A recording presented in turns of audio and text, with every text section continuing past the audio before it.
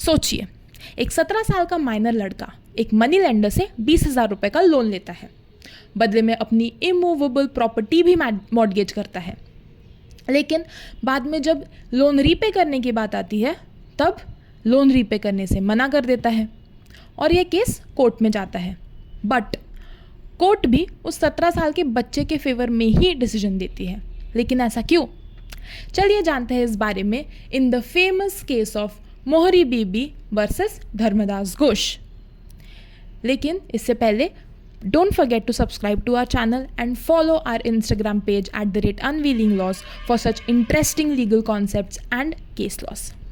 तो मोहरी बीबी वर्सेस धर्मदास घोष एक बहुत ही इंपॉर्टेंट जजमेंट है इन इंडियन कॉन्ट्रैक्ट लॉ। तो इस केस में धर्मदास घोष एक 17 साल का माइनर लड़का होता है जो कि ब्रह्मोदत्त नाम के मनी लेंडर से 20,000 रुपये का लोन लेता है। ब्रह्मोदत्त अपने एजेंट केदारनाथ के थ्रू धर्मदास घोष को 20,000 रुपीज़ का लोन दे देता है एट 20% इंटरेस्ट, और इसके बदले में धर्मदास घोष अपना घर यानी कि अपनी इमूवेबल प्रॉपर्टी मॉर्टगेज करता है।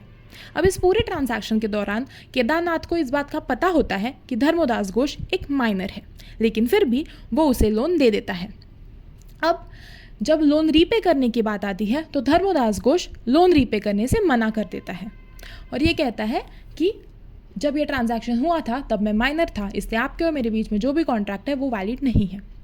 तो जब ये केस कोर्ट में जाता है तो कोर्ट भी धर्मदास घोष के ही फेवर में डिसीजन देता है और बोलता है कि इंडियन कॉन्ट्रैक्ट एक्ट के सेक्शन 10 और सेक्शन 11 के अकॉर्डिंग किसी भी माइनर के साथ किया हुआ कॉन्ट्रैक्ट वॉइड एब इनिशियो होता है, यानी कि स्टार्टिंग से ही नॉन एग्जिस्टेंट होता है, इसलिए आपके बीच में जो भी ट्रांजैक्शन हुआ वो वैलिड नहीं है।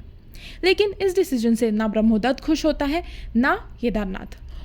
लेकिन वक्त के चलते चलते दोनों की मृत्यु हो जाती है और फिर उन्हें प्राइवी काउंसिल में रिप्रेजेंट करती है मोहरी बीबी, इसलिए इस केस का नाम पड़ा है मोहरी बीबी वर्सेस धर्मदास घोष। तो जब प्राइवी काउंसिल के सामने ये केस जाता है तब प्राइवी काउंसिल भी सेम डिसीजन देती है और ये कहती है कि इंडियन कॉन्ट्रैक्ट एक्ट के सेक्शन 10 और सेक्शन 11 में बहुत क्लियरली मैंशनड है कंपिटेंसी ऑफ पार्टीज और माइनर की डेफिनेशन क्या है।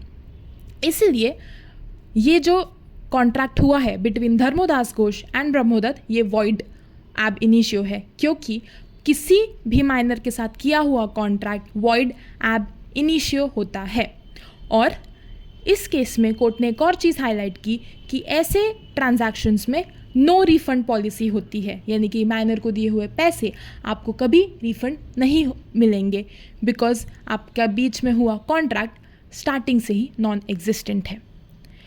तो कैसा लगा आपको ये video? Please let us know in the comments. Please like, share and subscribe and don't forget to follow us on Instagram @unveiling laws।